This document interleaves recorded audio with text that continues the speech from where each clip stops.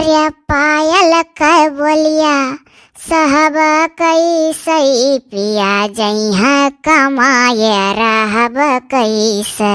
सही बात है जीजी। अरे ससुर जी कह बोलिया तो हम सहेलिया वही सासू कह बोलिया साहब कैसे पिया जइहा नौकरियां रहब कैसे। सही बात कहा थी जीजी। ससुर असुर का बात तो एक घाटे हुआ था, लेकिन सासू का बात जैसा बरछी चुभाला। अरे देवरू कह बोलिया तो हम सहेलिया वही। अरे देवरानिया कह बोलिया साहब कैसे पिया जइहा कमाए रहब कैसे।